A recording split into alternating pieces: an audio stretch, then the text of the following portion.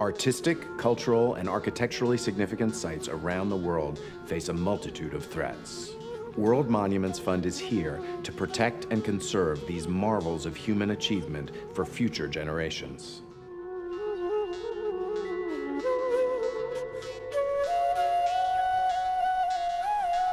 Over the course of 50 years, we've worked on more than 600 projects in 124 countries around the world. At the core of our work is a commitment to conservation excellence.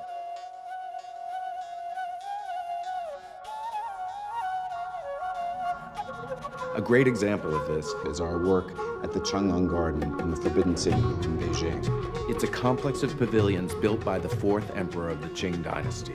We collaborate with the Palace Museum, which oversees the Forbidden City. They have their own team of conservators, but the craft skills needed to conserve the site had largely been lost during the Cultural Revolution. The rediscovery and teaching of these skills has evolved into a conservation degree program at Tsinghua University. Now there'll be local stewardship available in perpetuity.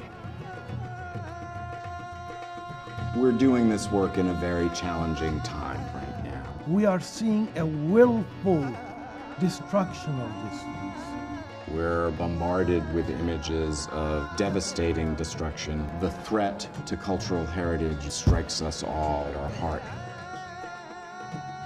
And yet, it's our goal to raise the resources that we're going to need to do the work that needs to be done.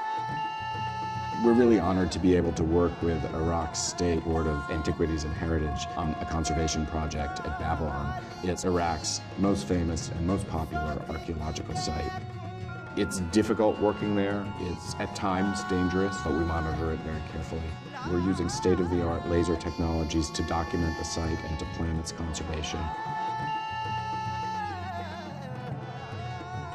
In ERBIL, in Iraq, we created a heritage management training program which brought Iraqi and Kurdish archaeologists together. There's a student in a course named Mohammed who has created a virtual tour of an archaeological site outside Suleimaniya. He has already had over 14,000 people from around the world come and visit that site.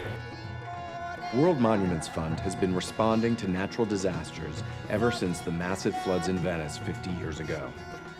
In April 2015, a horrible earthquake rocked Nepal. Immediately afterwards, community members and local police went into the streets and collected important artifacts and put them into storage. That's what made it possible for us to work with Kathmandu Valley Preservation Trust on the restoration of the 16th century Hindu temple, CHAR Narayan. Conditions are always changing all around us. In Cuba, the National Art Schools were on World Monuments Watch in 2000 and 2002. The listings brought international attention to the schools, which ultimately led to their designation as a national monument. Now, as U.S. restrictions on trade in Cuba are being lifted, we've been invited to be part of an international delegation of architects and planners in Havana this December. I think one of the things that is really beautiful about this work is that it is about people coming together across boundaries. An example of this is the Church of the Holy Sepulchre in Jerusalem, which is under the jurisdiction of multiple congregations. We're currently working there on the restoration of the Edicule, a structure that covers the tomb of Christ.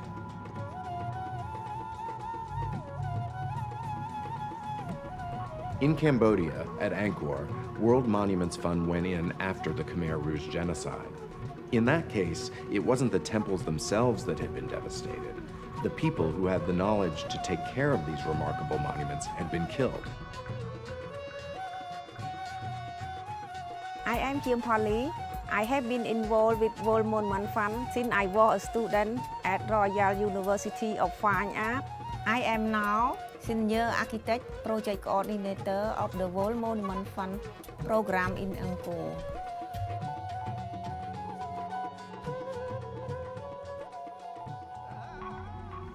At Lalibela in Ethiopia, where there's this incredible complex of 12th and 13th century rock-hewn churches, the community there is eager to be part of a knowledge-sharing program that empowers them to care for their heritage.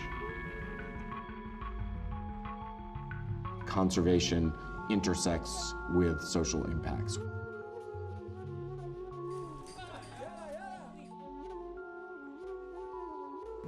The Bridge to Craftsman Careers program at Woodlawn Cemetery provides training opportunities for young people in conservation of historic stone monuments.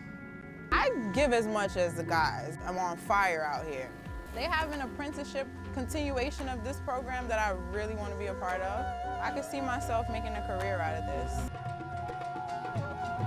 The Watch is our flagship advocacy program, launched in 1996 with founding support from American Express, and has drawn attention to 790 cultural sites in 135 countries.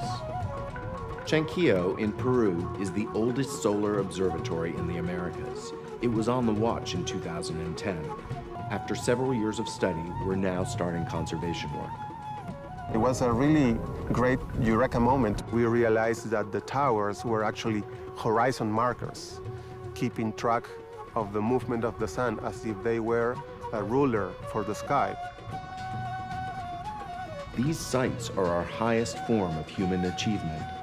They teach us, inspire us, and bring us together. When one is lost, we lose a piece of our shared human history. With your help, we at World Monuments Fund will continue our work to save our most treasured sites for future generations.